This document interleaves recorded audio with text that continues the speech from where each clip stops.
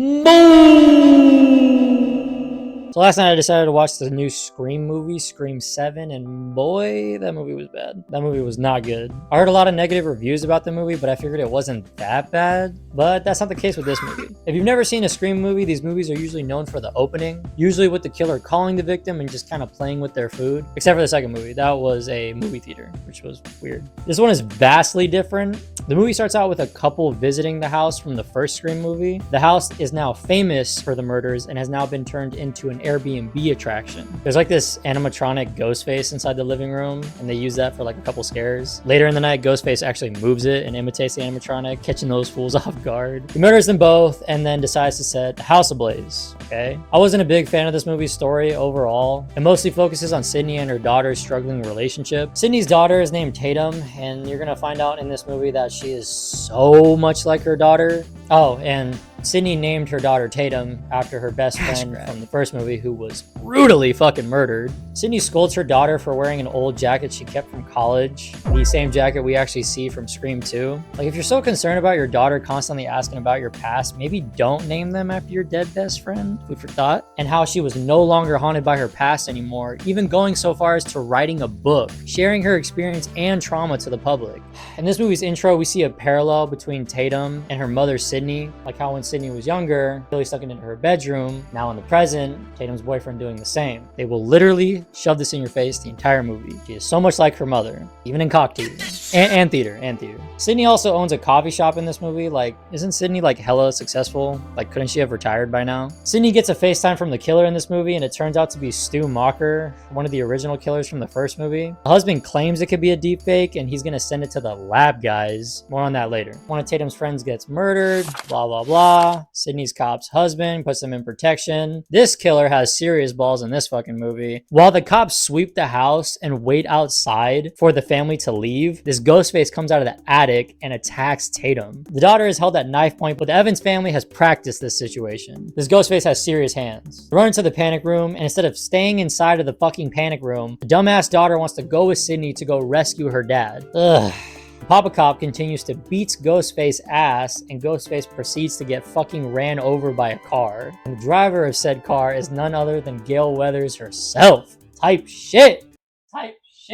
Oh, and the old twins from the previous movies are her film crew. This Ghostface turns out to be a random fucking mental patient that escaped the hospital. Okay. Cool fake out. Sydney and Gale investigate the hospital where the patient escaped from. They interview one of the workers, and it turns out Stu survived the incident from the first movie. He suffered some brain trauma and was deemed unfit to stand trial in court. He was sent to a psychiatric hospital where he suffered amnesia and had no memory of anything. The story makes no sense. In California, Sydney and Gale decide to do a live interview in hopes to bait the serial killer out to call the station. They cut off air after Gale gets way too personal about Sydney's personal life, but eventually after he does call the station. He claims to be after Sydney's daughter again, so Sydney obviously freaks out and goes after her daughter. Meanwhile, Tatum and her friends are at a bar watching said interview, but Tatum is freaked out and wants to go see her mother. So the boyfriend decides, hey, I'll drive you there. They leave to go see Sydney, and in the boyfriend's car, Tatum sees her boyfriend's laptop with a software of an AI deepfake of himself. The boyfriend claims that he was using the software to see if it's even possible to impersonate Stu. Yeah, Tatum wasn't believing that shit. So she knocks his ass out, and she leaves to go run back to the bar, but turns out you fingered the wrong guy. She runs away. Power goes out, and all the friends are now stuck inside with the killer. Dude, Tatum just straight up left her friends behind. What the fuck? I love this little shot of him fixing his mask after he gets hit. It's like fixing a tie. I thought that was cool. Yeah, the friends all die, and the twins get knocked out for some reason instead of stabbed.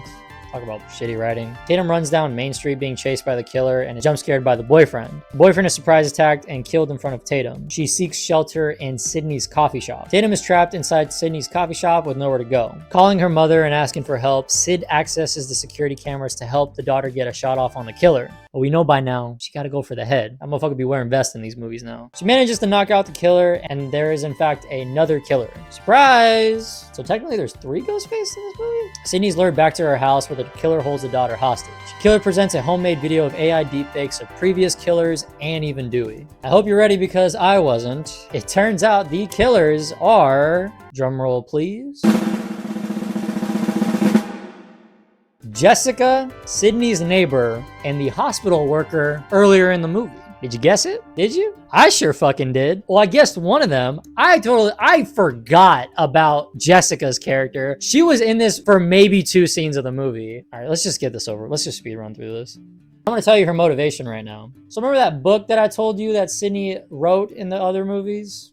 Yeah, so apparently Jessica loved Sydney's book and she became a mega fan of her. Sydney decided to take a hiatus and didn't want to be in the public eye anymore, and Jessica snapped. She found comfort in said book. She eventually snapped and killed her husband because Sydney left the spotlight and she couldn't fathom her hero no longer being there for her. Oh, and this guy, his motivation, he used to work at Google and AI took his job. And this is all the work he could get. So after Jessica killed her husband, she was sent to the hospital where she went to work her, and then they are now banded together. Tatum pulls another fast one, and Sydney successfully kills one of the Ghostface, just leaving Jessica behind. Even this part's kind of rushed. Sydney and her daughter put Jessica down once and for all. Gail shows up with the twins to check on the family. This whole third act is such a joke, dude. All characters either die or get knocked out in the span of like 10 minutes just to set up the final confrontation with Sydney and her daughter. I know everybody wants to see Sydney get more screen time considering she didn't get much in the last few movies, but it's just exhausted now. Neve Campbell is the only surefire way the studio knows will sell tickets. But by prioritizing Sydney's character in this movie, the rest of the other characters fall short, not only in screen time, but character depth. They're just reduced to being kills for the movie. Seeing them die just makes you feel nothing. It's just a movie about showcasing creative kills, man. Like, before I hear somebody say, oh, these are horror movies, just a slasher genre, like, we're here for the kills. Us, child. In Scream 1, we see Sydney's journey through high school and how her mother's death and past catch up to her.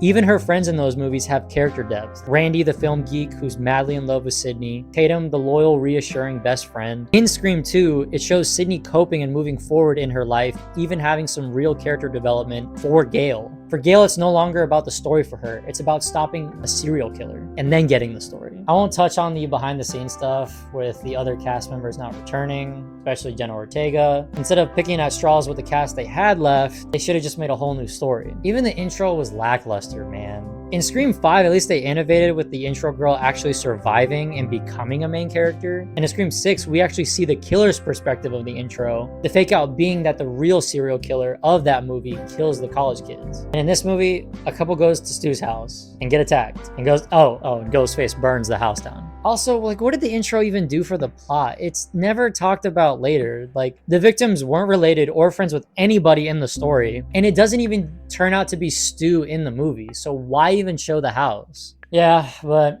that was my thoughts on the movie. Sydney's story is just dragged out now as much as I love her character. And I actually really like Scream 5 and 6. I was looking forward to what they were going to do with this one. Then again, what the fuck do I know about movies? Hello, Sydney. You look like you've seen a ghost. Spineless bastard!